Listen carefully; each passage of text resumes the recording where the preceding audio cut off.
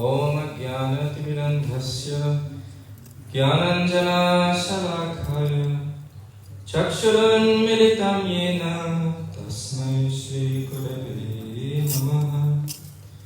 Namo Vishnu Padaya Krishna Prasthaya Bhutale Srimate Bhaktivedanta Swami Namine. Namaste Saraswati Deve Gauravani Pracharine Nirvishesha Shanyavadi Paschatya Veshatarine. Jai Shri Krishna Chaitanya Prabhu Nityananda Shri Advaita Gadadhara Srivasadi Gaura Bhakta Vrinda. Hare Krishna Krishna Krishna Hare Hare Hare Rama Rama Rama Hare Hare. Jagadguru Srila Prabhupada Ki Hare Krishna. So before I start, I would like to request the blessing of the senior devotees present. Please bless me so that I can say something in the benefit of everyone here. So the title of the class today is Many Gods or One. So all of you present here, how many gods do you think exist? Is there many gods or is there only one? Only one, okay. And who is he or she? Krishna. Who is he? Krishna. I don't have to carry on giving the class then. Everyone knows it's Krishna. Right, so, but do we know why? Why is he Krishna? Why is he not someone else? Right? So very often most of us here are from Hindu background or even the path that we follow as devotees or Krishna consciousness is called, what is it called? What is the path that Hindus follow, or what is the path that Casey did? Sanatana Dharma, right? So in the Sanatana Dharma, very often people put forward that there are 330 million gods, and they will say there's 330 million gods. And very often we're criticized by other faith, people from other faith or other religions. They criticize us for putting this forward. Oh, you guys have, everything is God, you know. The tree is God, the stone is God, soil is God. You know, Baba with long hair is God, Baba with short hair is God. Baba standing on nails is God, right? Anything and everything can be God, and people just accept, right? And they follow blindly. So, but we have to understand why and how these people think, and what makes all of these arrangements, stand there. Although sometimes when we look at it, there's no logic behind, but still people are accepting this. Why? So let us explore this. So if we say there's 330 million as people claim, so can all of them be God? We see in a company if too many people are given powers, or if we see on our planet right now what's happening is all the leaders, most of the big countries, they want to fight each other. Why? Because there should be only one person who, that's natural. And where is that coming from? It comes from the fact that there can only be one leader, only one, supreme power. And who is that supreme power? How does that supreme power work, right? So when we see about Krishna consciousness, right, so there's two sides. There's polytheism and monotheism. So polytheism, there's many gods. In the monotheism, there's only one God, right? So Abrahamic religions like the Muslims, the Christians, other faiths, they mostly monotheistic. They have only one God. Whereas in our faith, maybe people put forward that there's many. Actually, in reality, there's only one. So it appears that KC or Sanatana Dharma is a polytheistic religion. However, there's much more to it. But in reality, is this most simplest way of putting something that is very complex, yes, yet very systematic. So it's a systematic and layered way of governance, right? So if you look at this country, there will be a prime minister, and then there are the ministers, and then there are the different councils. You know, it goes like this, right? Somebody at the top, and then the delegate, and then everyone has their little departments or ministries, Minister of Education, Finance, someone looks after agriculture and food, somebody will look after, infrastructure. So it is the same with creation, right? It is the same with creation. So in the Sanatana Dharma, we have a god of rain, we have a god of wind, right? But in reality, they're not God. They are called demigods, right? Or what are they called in the Sanskrit or the Vedic term? Devis and Devatas, right? So they're not God. They're Devis and Devatas. If you want to put it in a simpler way that everybody can understand, they're ministers. They're not the prime minister, they're not the president. Makes it easier for people to understand. So, but when we look at even standard monotheistic religions, like Christianity for example, there is plurality of God there as well. So there's the Holy Trinity, right? In the Catholic Church, Holy Trinity is three. And if we see from the Rig Veda, it says truth is one, and the wise refer to it in various ways. So one truth, ekam sat vigraha bahuda vadanti. There's one truth, and the wise refer to it through many ways.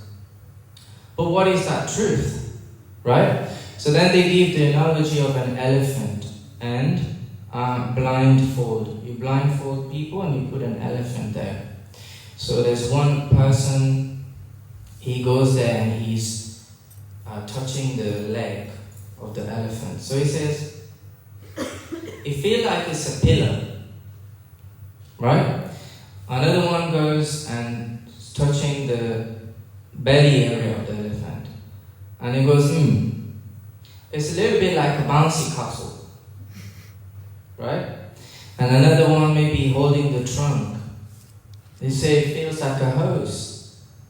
And somebody else will be touching the tusk. And they'll say it feels like a sword or a spear.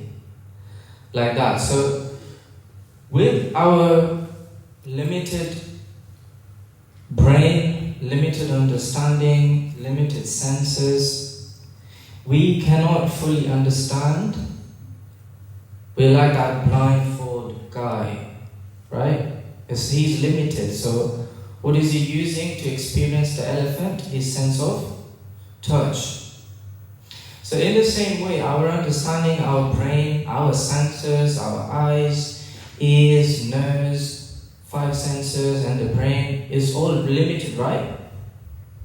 It's limited. Because if I tell you there's something in this room, would you believe me, Jagannath Sirapur? Because I said. But if we use the same philosophy or the same understanding that people say, do you know what, I can't see God, so He doesn't exist. But hey, you can't see behind the wall. Right? That's how our eyes are imperfect. You can't even see behind the wall. What do you speak about seeing God? So, trying to understand that reality with the imperfect senses, right? It doesn't work. So, people who are followers of the Hindu religion, they know many divinities, right? They'll have Brahma, Vishnu, Shiva, Durga, and so on. And because of that, the general understanding is that that tradition is polytheistic. So there's many gods. But they'll tell you there's many gods, but then they're all the same. They're all one. All Prabhuji is all the same. Right? Do we come across these people? Very often they say it's all the same. It's all the same. Right? So, yet it simultaneously acknowledges the existence of one supreme God. Right? And when we refer to, earlier we said, all these demigods that govern different aspects of creation, they are called, we said devatas or devis, right? But when we refer to the supreme, what word do we use? Bhagavan. We use the word Bhagavan. And what does Bhagavan mean? Yeah, it means God, but what does the actual word means? It's two words, Bhaga and Van. Bhaga means opulence, and Van means the one who possesses that opulence. So the word Bhagavan means that person who possesses opulence. And what opulence? There's 6 of them. That's another class in itself. But because anybody could come to you and claim that they are God, they are Bhagavan, would you accept? How would you know? Right? How would you know? How would you accept? If you go to, university and any guy just walks in the room, you don't just accept that person, right? So the university as an institution, they have some requirements, some parameters, some qualification that somebody needs to meet. Then only they can become a lecturer. So in the same way, anyone can claim to be God, but if we have to check, then we use this 6 opulence, which is, he's the... Anyone? Most beautiful, right? Anywhere we go, if there's Krishna there and we look, automatically we become attractive, because Krishna means all attractive. I was watching the Rath Yatra going on in Jagannath Puri, and we in ISKCON, we are used to very well-dressed, opulent, shiny, glitter, and all, nice-looking Krishna and deities. And when even our Jagannath, we dress Jagannath very opulently. But I was looking at the Jagannath in Jagannath Puri, and all he's wearing is just simple, cloth, and then some tulsi garland, and then it's just only one jewel they put on his head. That's it. But yeah, he's so attractive. I couldn't get my eyes off him. Right? He's so attractive. Even when Krishna doesn't wear anything, even when Krishna is in Braj, he doesn't wear too much, not even shoes. Even then, he's attractive. So he's the most beautiful. What's the second opulence? He's the most powerful, right? So we've seen Krishna, he lifts Govardhan Hill on his pinky finger, and he kills all these demons, and he's the most powerful. Right? What was another one? Wealth. He is the most wealthy, right? Krishna is the richest. And how? How? Yeah, the Brahma Samhita says, Lakshmi Sahasrasatasam Prabhasevyamanam.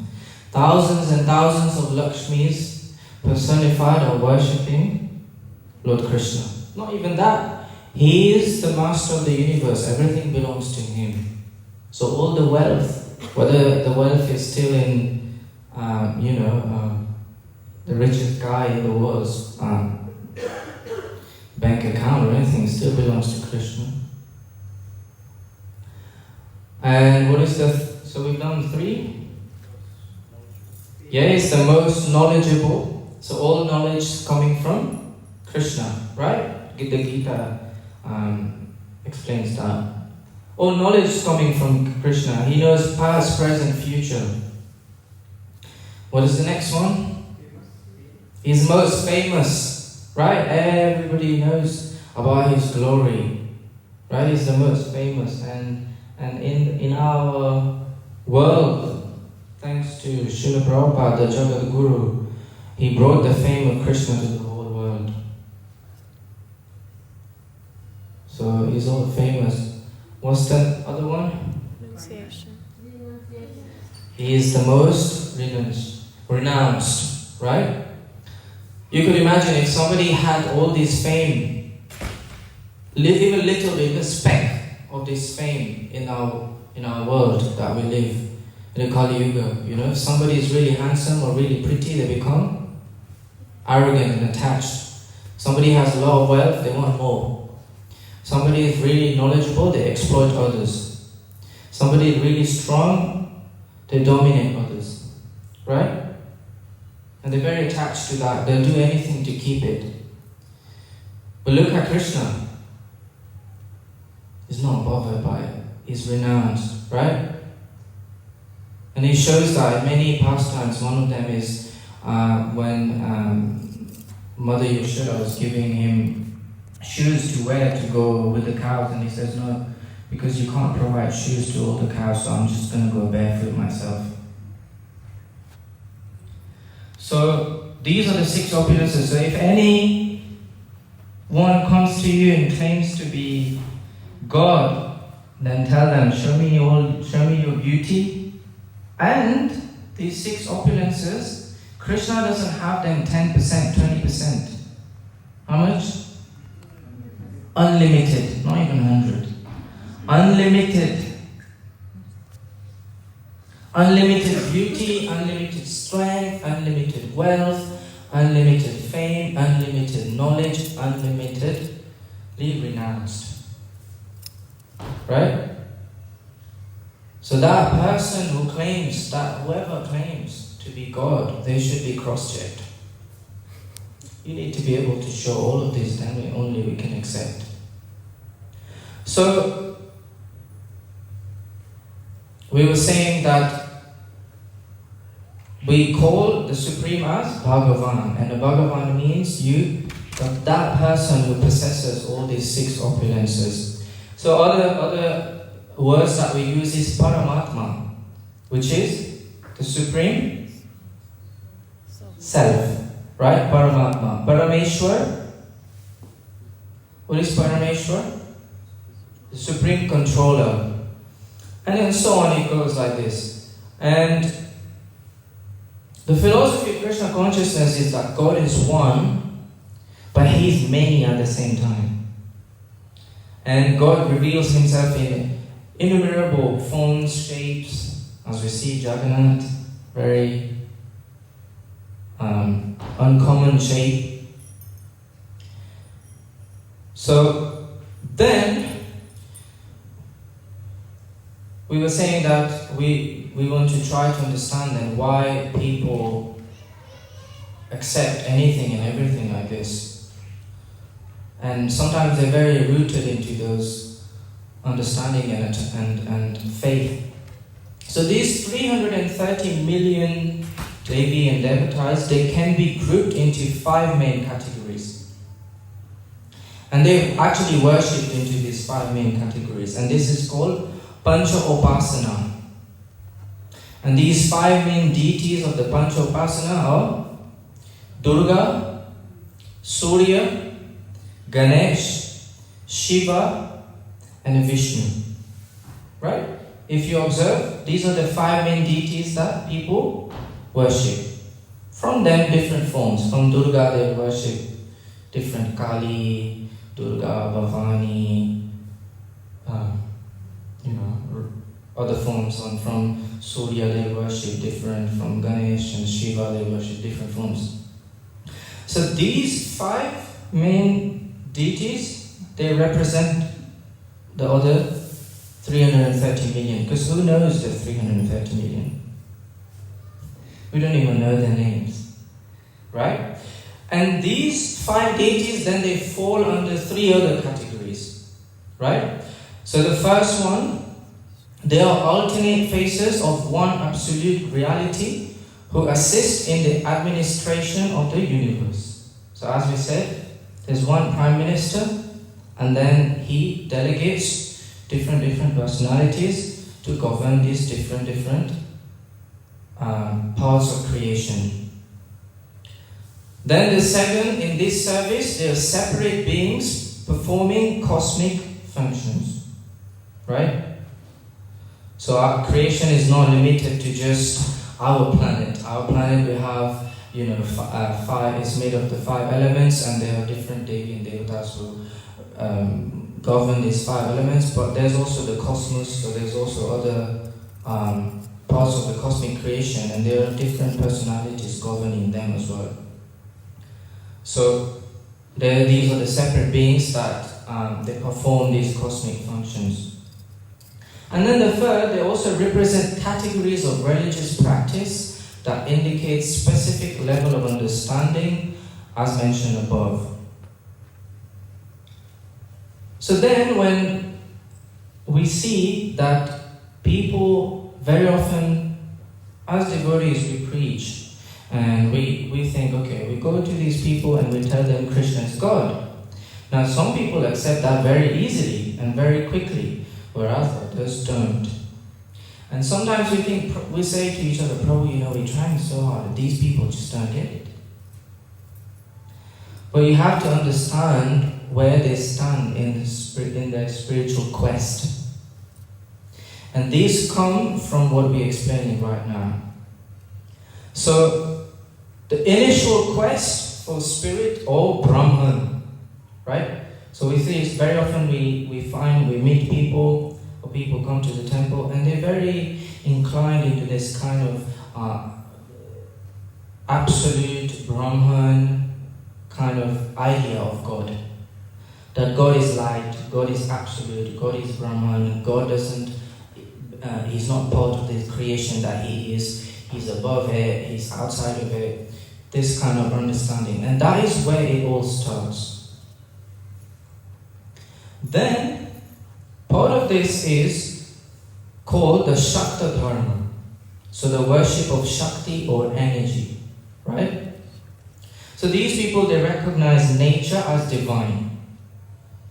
Right? We meet so many people, it's quite trendy these days, to people who believe in nature, the power of nature, the healing power of nature. They want to be close to nature, they want to be in proximity with nature, and it gives them well-being, it gives them a sense of fulfillment, right? So they recognize the absolute, they recognize God, they find God in the divine energy of nature.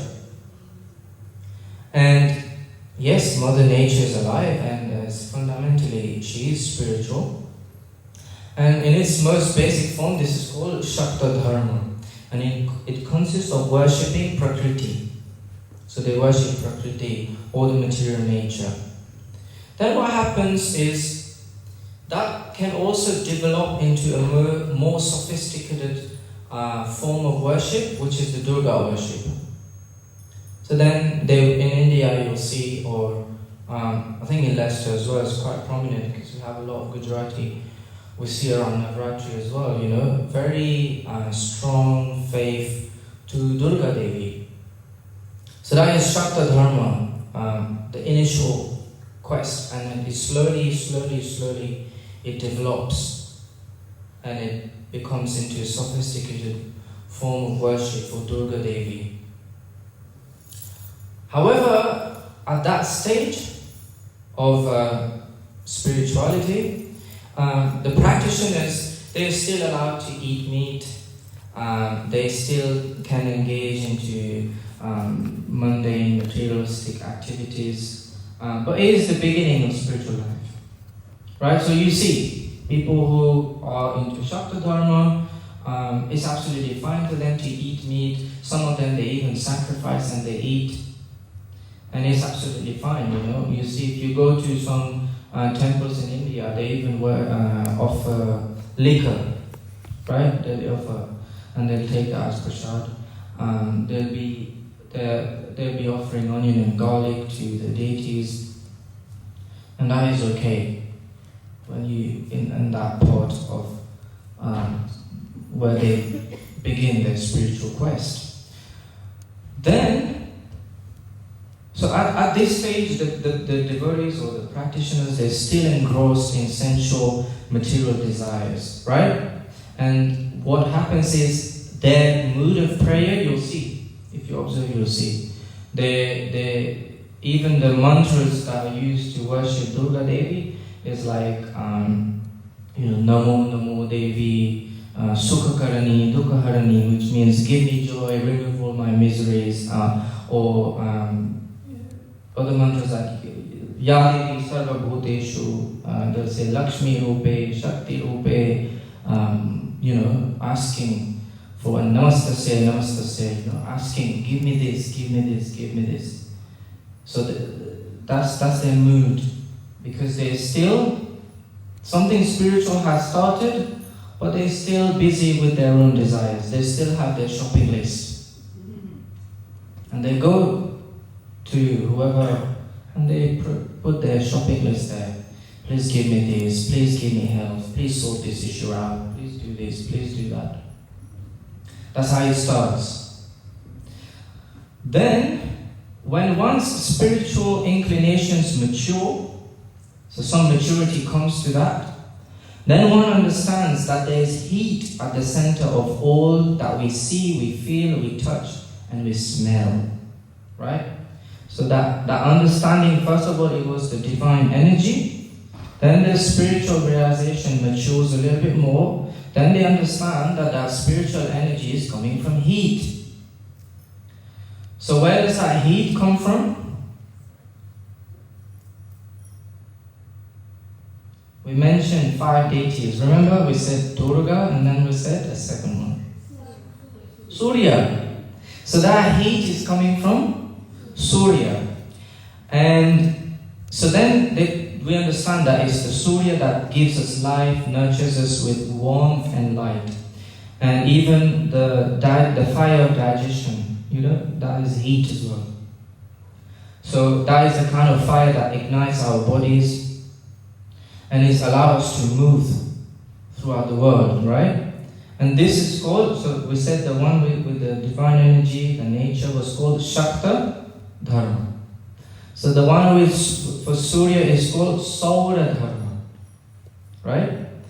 And according to Bhaktivinoda Thakur, when God consciousness grows stronger, the realization that heat is the preeminent power affecting all activities in the material world comes, and one rises to the second stage, the worship of the source of all heat, Surya Dev. So then you'll see these people, they start worshipping Surya. They will do Surya Namaskar. They will start rising up. So before, they would just indulge, have fun, party, drink, eat, and go to the mandir and, right? When they become a little bit more mature, what happens is they understand that Surya, then they develop that inclination towards Surya.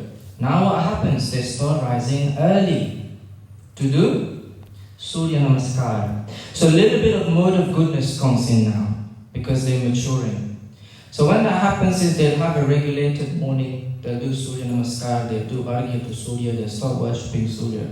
And that brings more mode of goodness. Right? So that's the second stage. And part of this stage as well is people start getting into gemstones, energy, Vastu, chakra, Reiki, right? They start getting into, you'll see, people who start to become they develop in that stage, then they start getting into these kind of things. Energy, healing, chakras, and Vastu, and they start becoming, and then at this stage we start saying that, oh, he's a little bit spiritual, right? Because the change is noticeable. They will not do the same thing as people who are partying or engrossed in material things. You see this little change. So after this, one realizes that even this magnificent energy, great though it may be, is just still a mundane force generated from and subsisting the material world. Right? So then they understand, okay, there is Surya, he's a planet, he's there, but there's something more to it, right? Why is he there positioned in that place and he functions, in the way that he does and everything is perfect? There's something more behind the solar system, behind how all the creation is just standing on its own. So then, Bhaktivinoda Thakur calls this higher realization Ganapatya Dharma, wherein one realizes that living beings hold the secret to higher spiritual reality. At this stage, an awareness evolves that animated living entities are more important than energetic abstractions. So when people come to that stage, they start understanding that energy is one thing, but energy cannot exist on its own. It's always embodied, right? So if you see, this bulb, it lights, and then how is it lighting? From electricity, and the electricity comes from a powerhouse. There's something that generates that electricity. But when we look at the bulb, we might think, oh, it's really magnificent, it's glowing, it's nice, this is the absolute. But in reality it's not, because the bulb cannot exist on its own. It's coming, the energy to light the bulb comes from the powerhouse. And this is what Bhaktivinoda Thakur explaining here, is that at this stage of the awareness is that the animated living being or entities are more important than the energetic abstractions. Then at this stage, demigods like Ganesh and other creatures of nature, they rise to prominence as the object of one's worship. So then at this stage, you see people, they shift a little bit more. They'll start worshipping Ganesh and they'll start worshipping other Devi and Devatas because of their forms, right? They start meditating on the forms because the forms, they're giving some kind of message, some kind of knowledge, some kind of inspiration, right? And they're called iconographic features, right? So there's, if you study iconography, then they'll tell you Lord Ganesh has a big belly because of this, he has a broken tusk because of this, he has a big head because of this. And then people draw inspiration from that. And then they start to bring more meaning to their life. Right? They start to translate these, the meaning that comes from these forms, the message that comes from these forms, they start to adopt that into their lives. And such realization often manifests itself as the first seeds of humanism, right? So things starts to be more humane or more closer to our reality. So at this stage of the demigod worship, now they understand energy, and now they see that it's, they see, okay, so before they understand that there was energy, and then they start looking into their lives, and then they see, okay, there's a block here, the energy is not coming, or this and that. Then they start worshipping these different personalities to fix different problems in their lives. Right? So they'll say, okay, you're, people come say, Panditji, my child, she's not studying, what can we do? And then Panditji will say, worship Saraswati. or put a Ganesh on his study table. And people start doing things like that, and it helps them. Right? And we see, the worship of Saraswati, Gayatri, Navagrahas. Some people who worship snakes as part of Kundalini energy to balance and establish things in their lives and get the right energy channeling into their lives so that they get their desired result. Right? And also some people who worship to get rid of bad energy. They'll be worshipping Bhairava, Kali. They'll have Kula Devis and Kula Devta, Gram Devis and Gram Devtas, Sthan Devis and Sthan Devatas. And when they do all of this, they obviously maturing slowly. Right? We see part of some people, they have also family traditions and they want to stick to that, they follow that very strongly. Right?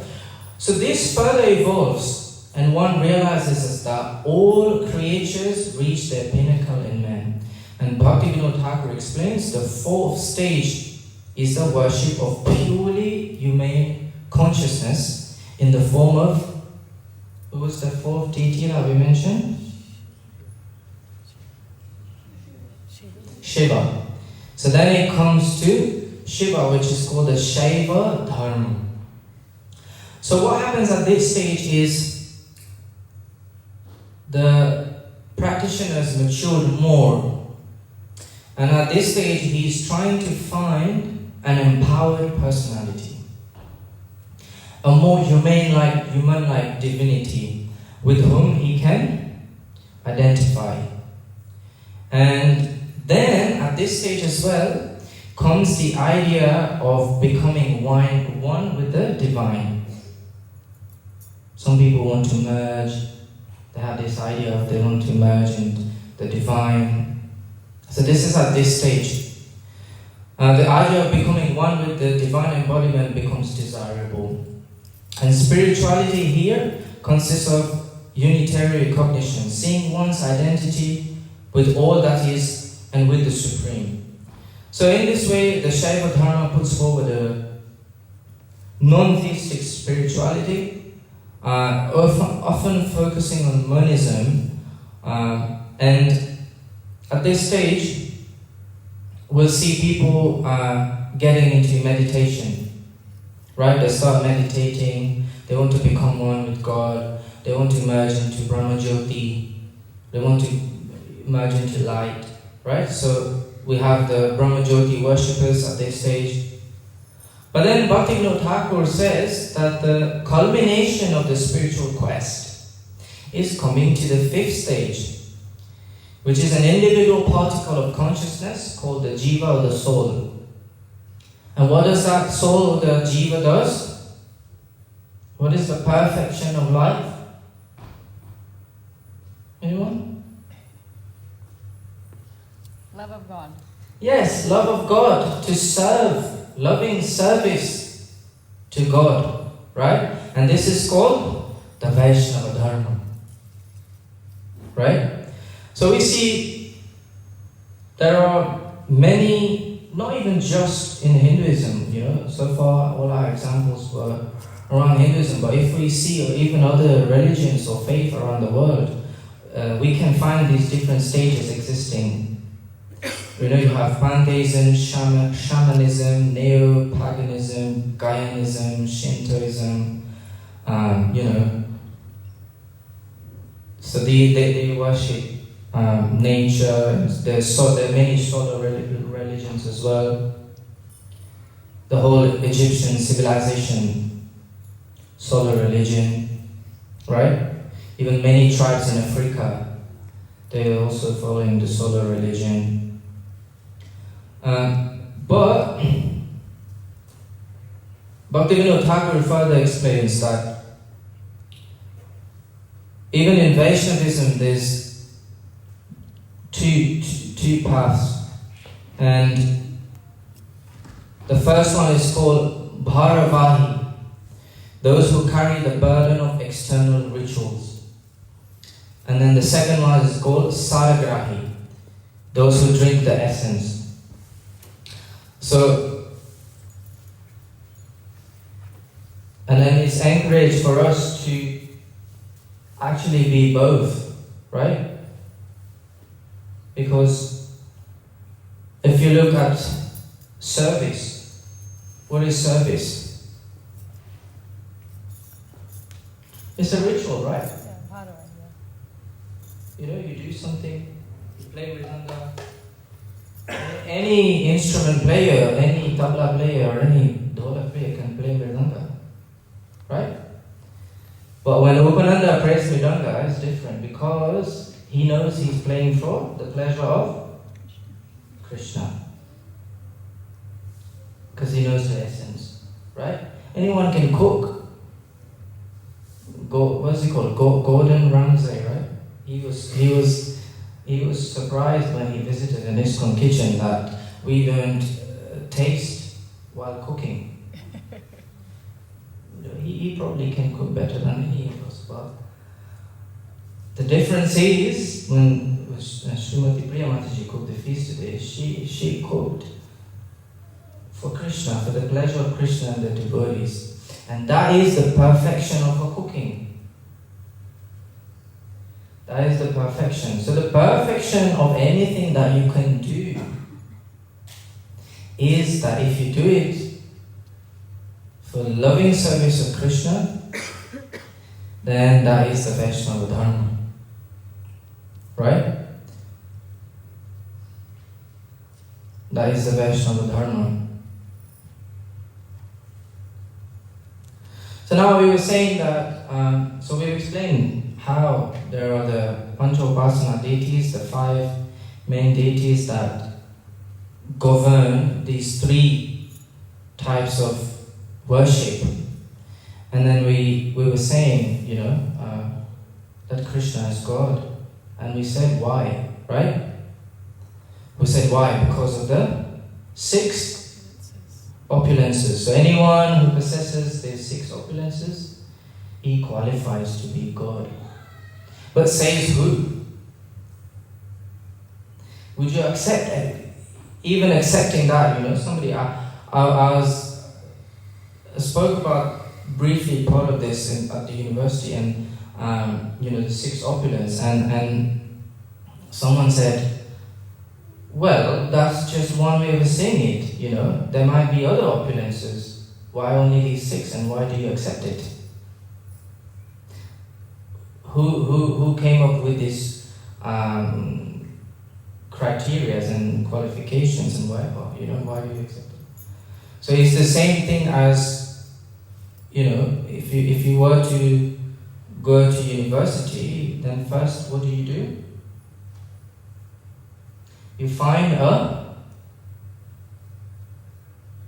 recognized institution that is approved by a recognized body, right? And then when you go to that university, then there'll be a credible, recognized, qualified, appointed lecturer that will give you the right knowledge, right? So in the same way, Krishna is God, right? But says who, right? So when we see in our tradition, the acharyas, right, like Vyasadeva, Shankaracharyas, the Ramanujacharya, Nimbakacharya, Vishnu Swami, Lord Chaitanya himself, who is Krishna himself, they all confirm this, that Krishna is God. And in all the Vedic literatures, this truth, that Lord Krishna is the Supreme Personality of Godhead, has been established by great spiritual authorities like Narada, Bhishmadev, Lord Shiva himself, Lord Brahma himself, Sage Kapila, Prahlad, Janaka, Sukadeva Goswami, Manu, the 4 Kumaras, Bali Maharaj, and Yamaraj. So they are the authorities, they are the bodies, right? Brahma is the, who is Brahma? Is the creator. And he's saying that Krishna is God. Brahma and Shiva, they're the two immediate and topmost personalities. And they're saying that Krishna is the Supreme Personality of God. And then even then, if someone thinks or feels that, oh my God, this boy has been talking for 1 hour and just doesn't get in my head, it's so complex, what is he saying? Throwing all kinds of words. But even in the simpler way, when you come to have darshan means, what is darshan? What does it mean to have darshan? Does it mean we come in front of the deities and we do this?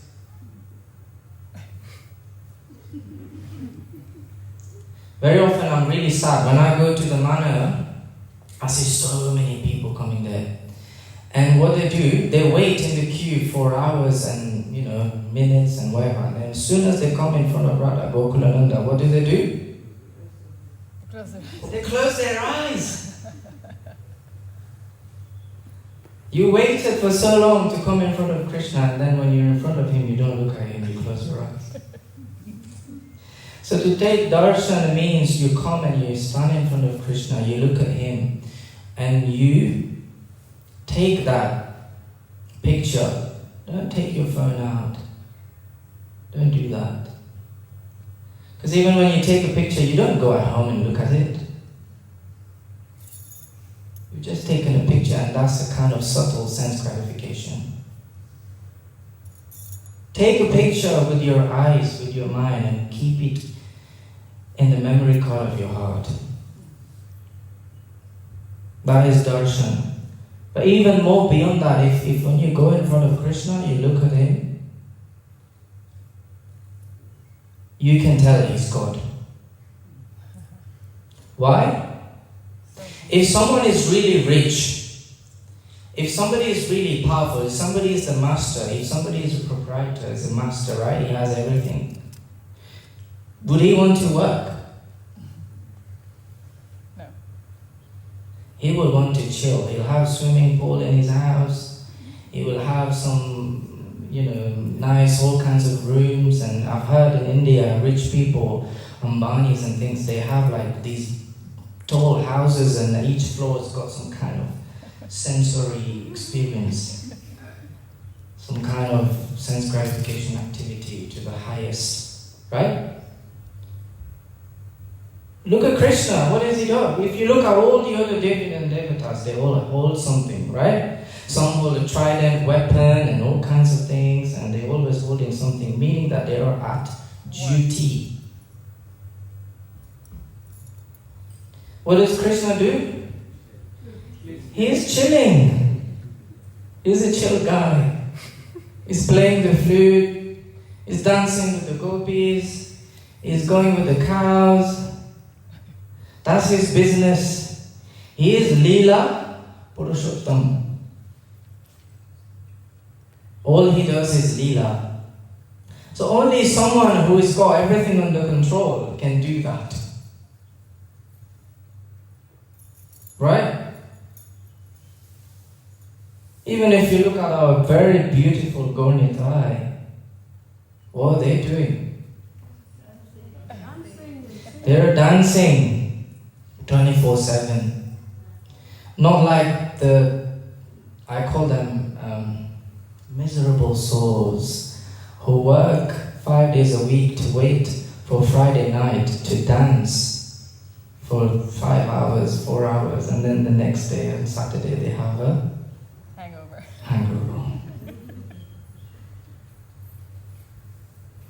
So the Lord is permanently, always enjoying.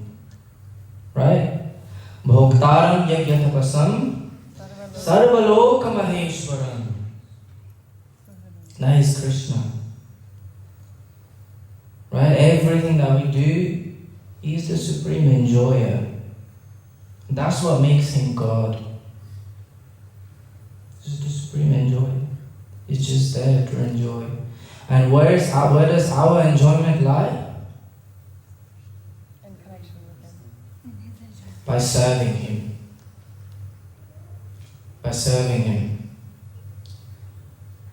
Any question or comments or telling off?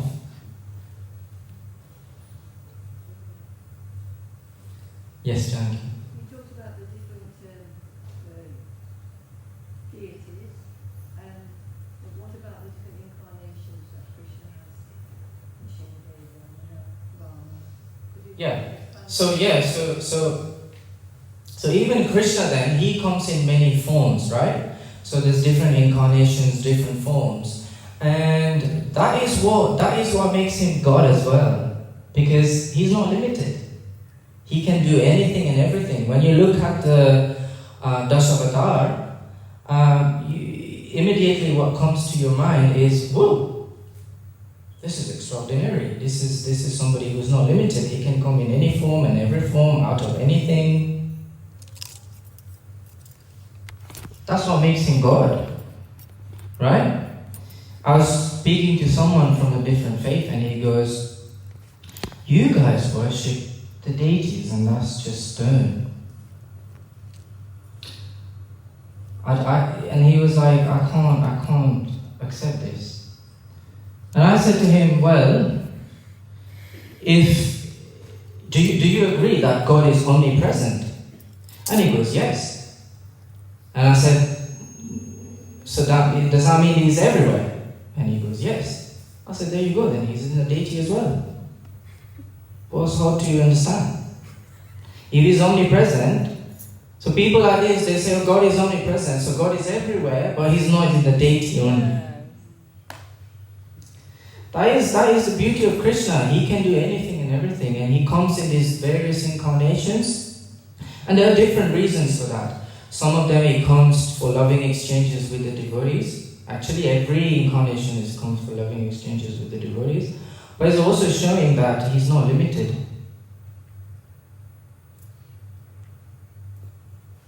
So all these different incarnations are there, again, for us too. Because spirituality is about this, and this is another thing what people don't get is we're all individuals. And that is what makes us who we are. Krishna has created us and He has given us free will, and we're all individuals, we're all different, and that is what makes us beautiful. That is what makes Krishna's creation beautiful. Could you imagine if we all thought the same way, loved the same way, eat the same way, look the same way? How boring of a creation that would be. So even for that, then Krishna, he accommodated. He said, okay, there's so much variety in creation. And also this is why there's so many religions. People of different spiritual advancement, spiritual taste, there is an arrangement for them. And as they progress from different stages in faith and in spiritual growth, then eventually they come to Krishna. And as Krishna says in the Bhagavad Gita, that people who come to him and finally accept him and surrender is very rare. Is very rare. So variety is always there. That is what makes it beautiful. That is what makes it interesting and tasteful. No variety, no taste. Khichdi every day, brahmachari ashram.